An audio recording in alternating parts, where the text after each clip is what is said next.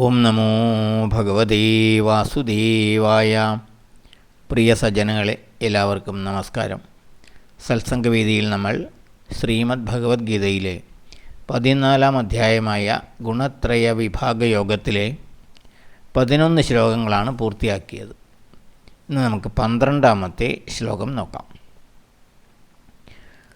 ലോഭപ്രവർത്തിരാരംഭാ കർമ്മണാം അശമസ്പൃഹ രജസ്യേതാനി ജായന്തേ വിവൃദ്ധേ ഭരതർഷഭ.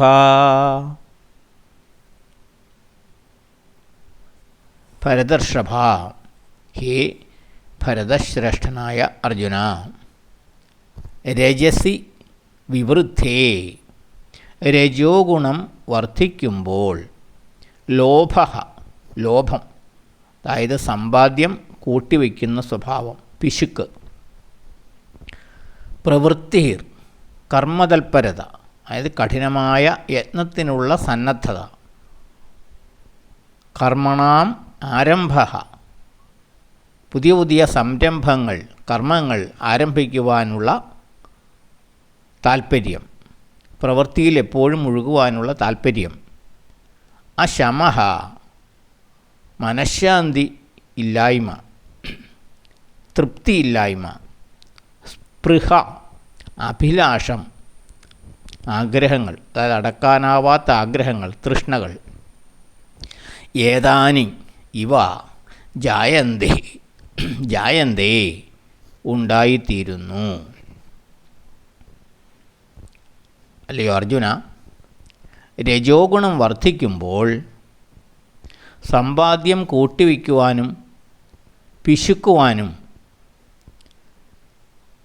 ഉള്ള പ്രവണത ഉണ്ടാകുന്നു. അതുപോലെ തന്നെ സമ്പത്ത് നേടിയെടുക്കുവാനുള്ള കഠിനമായ യത്നത്തിൽ തൽപരനാകുന്നു, കഠിനമായി പ്രയത്നിക്കുവാൻ താൽപ്പര്യമുണ്ടാകുന്നു, പുതിയ പുതിയ സംരംഭങ്ങൾ തുടങ്ങുവാനും അതിൻ്റെ കർമ്മങ്ങളിൽ മുഴുകുവാനും താൽപ്പര്യമുണ്ടാകുന്നു. എന്നാൽ അതുവഴി മനസ്സിൻ്റെ ശാന്തി ഇല്ലാതാവുകയും ഉള്ളതിലൊന്നും തൃപ്തി ഉണ്ടാവാതെ ഇരിക്കുകയും ചെയ്യുന്നു. എല്ലാ കാര്യങ്ങളിലുമുള്ള അടക്കാനാവാത്ത ആഗ്രഹം, തൃഷ്ണ, ഇവ മനസ്സിലുണ്ടാകുന്നു. ഇതൊക്കെയാണ് രജോ ഗുണം വർദ്ധിക്കുമ്പോൾ ഉണ്ടാകുന്ന മാറ്റങ്ങൾ. രജോ ഗുണം വർദ്ധിച്ചാൽ വിഷയങ്ങളിലുള്ള അഭിനിവേശം വർദ്ധിക്കുന്നു. സമ്പാദ്യം കൂട്ടണമെന്നുള്ള ആഗ്രഹം വർദ്ധിക്കുന്നു. ആഗ്രഹ പൂർത്തീകരണത്തിന് വേണ്ടിയുള്ള കർമ്മങ്ങളിൽ മുഴുകുന്നു. കഠിനമായി പ്രയത്നിക്കുവാൻ തുനിയുന്നു. നേടുന്തോറും വീണ്ടും വീണ്ടും മോഹങ്ങൾ വർദ്ധിക്കുന്നു. എത്ര കിട്ടിയാലും തൃപ്തി വരാത്ത മനസ്ഥിതി ഉണ്ടാകുന്നു. അങ്ങനെ മനസ്സിൽ അസംതൃപ്തി നിറയുന്നു. നേടിയതിനേക്കാൾ ഉപരി നേടാനാവാത്തതിനെ ഓർത്ത് മനസ്സിൻ്റെ സ്വസ്ഥത നഷ്ടപ്പെടുന്നു. സുഖവും ശാന്തിയും നഷ്ടപ്പെടുന്നു. രജോ ഗുണപ്രധാനിക്ക് എത്ര ലഭിച്ചാലും മതി വരില്ല, തൃപ്തി വരില്ല. അത് ധനമാകട്ടെ, സ്ഥാനമാനങ്ങളാകട്ടെ, വിഷയസുഖങ്ങളാകട്ടെ, നേടുന്തോറും വീണ്ടും വീണ്ടും അതിനേക്കാൾ മികച്ചത് നേടുവാനുള്ള മോഹം വളരുന്നു. അങ്ങനെയുള്ളവർ കഠിനാധ്വാനികളായിരിക്കും. എന്തും നേടുവാനുള്ള ആ ആഗ്രഹം പൂർത്തീകരിക്കുവാൻ വേണ്ടി പുതിയ പുതിയ സംരംഭങ്ങൾ തുടങ്ങുവാനും അതിനുവേണ്ടി കഠിനമായി അധ്വാനിക്കുവാനും തയ്യാറുള്ളവരാണ്. അതുവഴി പലതും നേടുകയും ചെയ്യും. പക്ഷേ എന്ത് നേടിയാലും തൃപ്തി എന്നുള്ളത് ഉണ്ടാവുകയില്ല. വീണ്ടും വീണ്ടും ലഭിക്കാത്തതിനെ ഓർത്തായിരിക്കും വേവലാതികൾ. എന്തും നേടുവാൻ കഠിനമായി പ്രയത്നം ചെയ്യുവാൻ അവർക്ക് മടിയില്ല.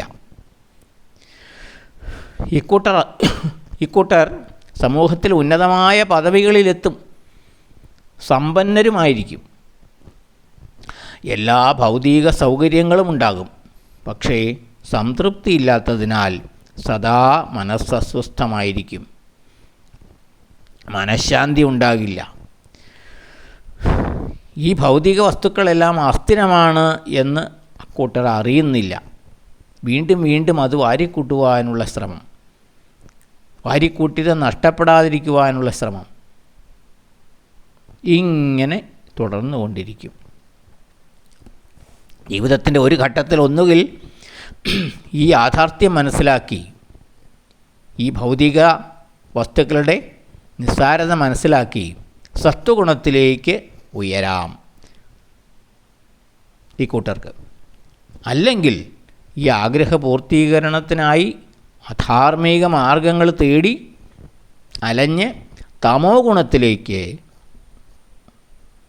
വഴുതി വീഴുകയും ഒരുപക്ഷെ ചെയ്തേക്കാം. ഇതാണ് രജോ ഗുണ പ്രധാനികളായിട്ടുള്ളവരുടെ സ്വഭാവവിശേഷം. അതാണ് ഈ ശ്ലോകത്തിൽ പറയുന്നത്. അടുത്ത ശ്ലോകം നമുക്ക് അടുത്ത ദിവസം നോക്കാം. എല്ലാവർക്കും നന്ദി, നമസ്കാരം. ഓം നമോ ഭഗവതേ വാസുദേവായ.